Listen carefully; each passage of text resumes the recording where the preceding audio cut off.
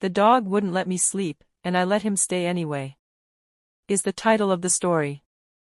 In this story we discuss about when a late-night bark shatters Rose's carefully curated solitude, she reluctantly takes in a scruffy, persistent stray dog.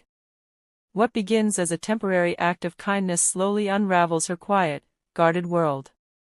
From sleepless nights to chewed-up shoes, the dog, whom she names Milo, forces her to confront the loneliness she's long ignored. As their bond deepens, an unexpected separation tests her resolve and reveals just how much she's changed. Heartwarming, honest, and quietly transformative, The Dog Wouldn't Let Me Sleep, and I Let Him Stay Anyway is a tender tale of chaos, connection, and the healing power of unconditional companionship. Rain tapped gently against the windowpane, a soft percussive rhythm that usually lulled Rose into peaceful sleep. But tonight, she stared at the ceiling, jaw clenched, blankets twisted at her feet. It wasn't the storm that had stolen her rest. It was the barking. Persistent, high-pitched, and far too close. She turned over with a sigh, stuffing a pillow over her head. Still, the sharp yelp sliced through the quiet night like a knife. Another minute passed. Then 5. She flung the blanket aside with a groan, shoved her feet into slippers, and marched to the window. Her fourth-floor apartment offered a narrow view of the alley behind the building, normally empty, always still. But tonight, a soaked, scrappy dog stood right below her fire escape, whining as if the world had forgotten him. Rose pressed her forehead to the glass, groggy irritation flaring. "You have got to be kidding me." She stood there another 30 seconds, arms crossed, hoping he'd wander off. Instead, the dog sat down and looked up, straight at her window. His ears drooped, tail motionless, eyes wide and pleading. It was annoyingly effective. She tried to return to bed. Tried twice. The barking started again.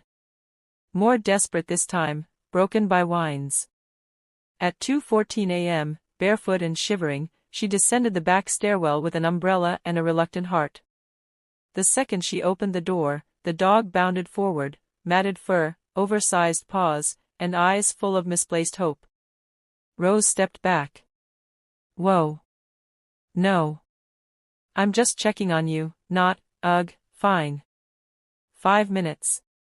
He hesitated at the threshold, then darted in with the force of a creature who had made up his mind long before she had. She didn't even have time to regret it before he shook his soaked coat vigorously in the entryway, spraying water across her hallway and her legs. "Oh, for the love of..." He trotted forward like he belonged, sniffing the bookshelf, knocking over a stack of mail with his tail. She trailed after him, a towel in hand, muttering under her breath. "This is temporary. You're not staying. I don't do pets. I don't do mess. And I definitely don't do, whatever this is." He ignored her, naturally, and leapt onto the couch with a contented huff. She dried him off while muttering rules: don't bark, don't pee on the rug, don't chew the furniture. He closed his eyes and fell asleep midway through her list. It would have been comical if it weren't so infuriating. She stood there for a moment, towel clutched in her fist, unsure what to feel. Her apartment smelled faintly of wet dog, and there was now a muddy trail from the entry to the couch. But for some reason, she didn't ask him to leave. Back in her bedroom, she left the door ajar. Just in case. He didn't stay on the couch. At 3:07 a.m., she woke to a warm, wet nose pressed against her cheek. "No. Absolutely not," she mumbled, shoving him gently. He jumped up anyway, paws clumsy on her comforter, tail wagging like he'd won. She spent the next half hour trying to get him to sleep on a folded blanket at the foot of the bed. He waited patiently until she was curled under the covers again before hopping right back up. After the third round, she gave up and let him curl beside her, his head resting dangerously close to her arm. He snored. Loudly. Rose stared at the ceiling again. Milo. The name bubbled up in her mind uninvited. She hadn't named him. She didn't want to name him. She just needed a few hours of peace, then she could take him to a shelter, or a vet, or put up a flyer. Someone would claim him. He wasn't hers. But the snoring continued, ragged and content, filling the space like it had always been his. Rose closed her eyes and exhaled slowly, exhaustion finally wrapping its arms around her. For a moment, her thoughts softened. Maybe she was lonelier than she admitted. Maybe the silence in her apartment had never really felt like peace, just absence. She turned her head slightly, and the dog shifted closer in his sleep. She didn't reach out. But she didn't push him away either. By morning, Rose had convinced herself that letting the dog stay the night was simply a lapse in judgment, a moment of weakness, not a shift in routine. She brewed her coffee with mechanical precision, carefully ignoring the ball of fur sprawled across her rug like a royal guest. He snored through the sunrise, oblivious to her glare. When she opened her laptop and logged in for work, he padded over, tongue lolling, tail wagging. She tried not to smile. "You're not staying," she informed him. "As soon as I figure out who you belong to, you're going back." He responded by flopping his head onto her bare foot and closing his eyes again. She named him Milo later that afternoon, entirely by accident. After a failed attempt at ignoring him during a Zoom call, where he barked loudly and then sat smugly under her desk, she muttered, "Milo, please, I'm trying to work here." Her client blinked through the screen.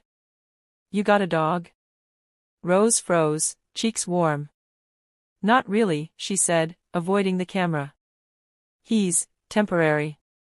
The word felt hollow even as she said it. She printed flyers and posted them at every lamppost in a 5-block radius. "Found dog," in bold letters.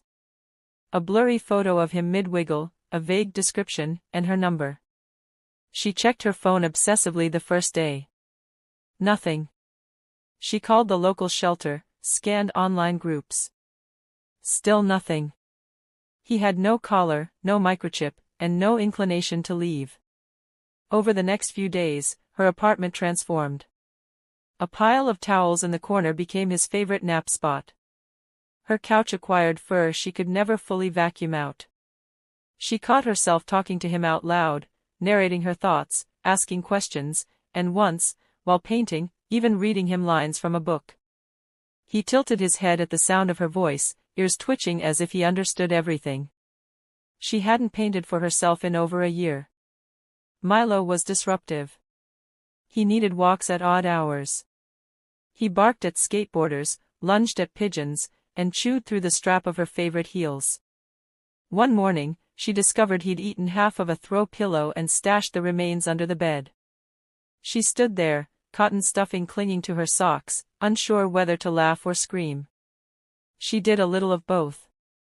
Yet every night, when he curled up beside her and sighed like the weight of the world had finally lifted, she felt a quiet she didn't know how to name. It wasn't peace exactly. It was presence. She found herself remembering things. Childhood mornings, when her golden retriever, Benny, would nose her awake, licking her cheeks until she squealed. She had cried for days when he was hit by a car. After that, her parents never brought another pet into the house. And after college, Rose hadn't either. Too much mess, too much commitment, too many memories. Her last serious boyfriend had wanted a dog. He'd shown her pictures of the shelter where they could adopt. She had laughed, closed his laptop, and told him, "I'm not built for that kind of attachment." He had left 2 months later, saying something about walls she didn't know she'd built. Now Milo followed her from room to room like a shadow she hadn't realized she missed. Still, she reminded herself this couldn't last. He belonged to someone. He had to. There was a leash hanging by her door for morning walks, and she kept the "found dog" flyer at the front desk of her building, just in case. But each passing day chipped away at her insistence. One evening, she returned from a grocery run to find him waiting by the door, tail wagging, tongue lolling as if she'd been gone for years. He barked once, circled her legs, and nudged the bag out of her hands to investigate its contents. She dropped to the floor, laughing as he shoved his nose into the bread. "Okay," she whispered, stroking his ears. "Maybe you're not the worst thing to happen to me." That night, she pulled an old box from under her bed, filled with dried paint tubes, cracked sketchbooks, and brushes she thought she'd thrown away. Milo curled up at her feet as she sat cross-legged on the living room floor, brush in hand, canvas blank before her. She hesitated only a moment before dipping into the colors. He stirred when she painted the first line, then settled again, like he was waiting to see what she'd become. Somewhere deep down, a quiet voice asked what she would do if someone finally called to claim him. She didn't have an answer. But for now, she chose not to ask the question out loud. Ask ChatGPT. The leash slipped from her hand in the space of a breath. One moment, Milo was sniffing curiously near the hedge by the park's edge, the next, a squirrel darted across the path, and he lunged. The clasp caught awkwardly, twisted, and then nothing. Rose shouted his name, but he was already gone, a tan blur vanishing into the evening light. She ran. Branches whipped her arms as she ducked into the thicket, heart hammering, shoes catching in the soft dirt. Milo, she called, voice rising with panic. Milo, come back. The only response was the echo of rustling leaves and the distant murmur of traffic. No bark. No tail. No familiar thudding of paws behind her. She searched until the sun disappeared, then longer, flashlight clutched in a trembling hand, throat dry from shouting. At some point she stopped calling and just whispered, as though he might appear like a ghost if her voice softened. But the night gave nothing back. By the time she returned home, the absence was unbearable. His leash hung empty by the door. His bowl, still half full, sat by the fridge. She stared at it for a long time before sinking to the floor, her back against the wall. She hadn't realized how quiet the apartment had been before him, only that now, without his clumsy paws and constant sighs, it felt completely, achingly hollow. The next morning, she printed new flyers. Missing dog. The same blurry photo as before, but now her handwriting was more frantic, the edges of her letters slightly shaky. She taped them to every pole, handed them out to coffee shops, shelters, dog parks. Strangers offered kind words, some even promised to keep an eye out. But each time her phone buzzed, it was spam or silence. Sleep became a mockery. She left the front door cracked open at night, just in case. Kept a towel near the bed. Left bits of bread by the porch, even though she knew he hated bread. It was something. A signal. A hope. In the still hours before dawn, she'd find herself reaching out to the edge of the mattress where he used to curl. And every time her hand met empty sheets, something inside her recoiled. One night, too exhausted to keep pacing, she pulled an old box of photographs from the closet. Among them, a picture of Benny, her childhood dog, golden and grinning, caught mid-jump. She hadn't looked at that photo in years. Her fingers hovered above it, then picked it up with care. She remembered the morning he died, the way her parents had tried to soften the blow, but how she'd known, deep down, that love could vanish in an instant. She had promised herself, even then, not to risk that kind of hurt again. So she learned to be safe. Efficient. Detached. People came and went, and she kept her walls tidy and high. Even Milo hadn't been allowed in, until one night, soaked and trembling, he'd barked his way through. And then, like a fool, she'd let him stay. But he wasn't a mistake. He wasn't just an exception. She hadn't realized how much she'd needed him until he was gone. 5 days passed. Then 6. On the 7th, just as she was about to leave the apartment with another stack of flyers, her phone rang. A voice, older, warm, explained gently that a dog matching Milo's description had wandered into a garage just a few blocks away. The woman had seen one of Rose's posters. "He's sleeping on my old gardening tarp," she said, like he's claimed it. Rose didn't bother grabbing her coat. When she reached the small blue house, her knees nearly buckled at the sight of him. He stood at the edge of the driveway, tail wagging slowly, head tilted like he'd been waiting for her to catch up. Dirt clung to his fur. His ear was nicked. But he was there. He bounded toward her, almost knocking her over, burying his head in her chest, whining with something between apology and relief. She crouched, arms around his neck, face pressed against his shoulder, tears streaking down her cheeks. "You idiot," she whispered. "You absolute, wonderful idiot."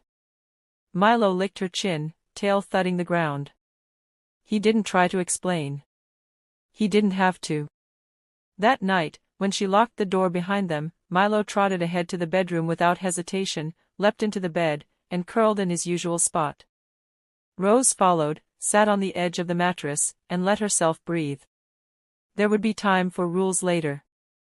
For routines and questions and what-ifs. But now, with his familiar weight beside her, there was only one certainty she couldn't ignore anymore: he was hers. And she was his. Milo was never just a dog after that. He was the soft tap of paws on the hardwood floor every morning before sunrise. The wagging tail that greeted her after long meetings and longer silences.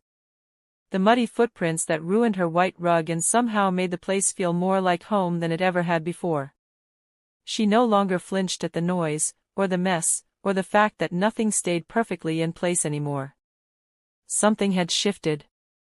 Rose hadn't gone looking for change, it had barked at her window and refused to leave.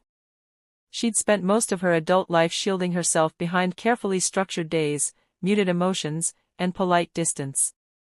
People didn't stay. Dogs didn't live forever. Letting something in always meant, eventually, letting it go. That was the rule she lived by. But Milo was a stubborn thing. He didn't just stay, he took up space. Physical, emotional, inconvenient space. He wanted walks when she wanted silence. He insisted on attention when she wanted solitude. He dragged her toward conversations with strangers, demanded affection, and refused to let her vanish into the background of her own life. So she started showing up. She took longer walks. Talked more to neighbors. Painted again, not because she had to but because something inside her itched to create. The little gallery near the corner cafe agreed to display one of her pieces, and she stood quietly in the back during the opening, Milo at her feet, listening as people murmured about the softness in her work. She never said it out loud, but he was the softness. On weekends, she began visiting the park, not just for Milo, but because she liked watching the world go by. Sometimes, a vet tech named Lucas joined them. He had kind eyes and a gentle way with animals, and Milo adored him, which made everything simpler. Rose wasn't sure where it was going, or if it needed to go anywhere at all. It just felt safe. And real. Late one night, after a particularly loud thunderstorm, she woke to find Milo halfway on her pillow, trembling. Without thinking, she pulled him close, burying her face in his fur. "You're safe," she murmured. "You're home." The word struck her. Home. Not the apartment, not the city, not even the paintings on her wall. Milo had become the feeling she'd been chasing all along. She used to think love had to be tidy, offered in clean sentences and tidy boxes. But Milo gave it with mud, with fur, with chaos and absolute devotion. There was no pretending around him. He saw her exactly as she was, tired, flawed, afraid sometimes, and stayed anyway. One evening, while sorting old sketches, she found the original, found dog, flyer, crumpled and faded. She stared at it for a long moment, thumb brushing over the smudged ink. He hadn't been found that night. She had. She folded the paper neatly and tucked it into her journal. That night, Milo snored louder than usual. One leg kicked in his sleep. Rose turned to watch him, blankets bunched at her waist, light from the hallway casting long shadows across the room. Her life had changed in ways she hadn't prepared for, and for once, she wasn't scrambling to fix it. She simply lay there, hand resting on the rise and fall of his chest, and smiled. "You're not going anywhere," she whispered. "You've already unpacked your heart all over mine." Outside, the city hummed its usual lullaby, but inside her apartment, the air was different now. Not quieter, not calmer, just full. Full of fur, and breath, and the sound of belonging. Sometimes, love didn't arrive gently. It barked at your window, clawed its way into your nights, tore holes in your certainty, and if you were lucky, you let it stay. Ask ChatGPT.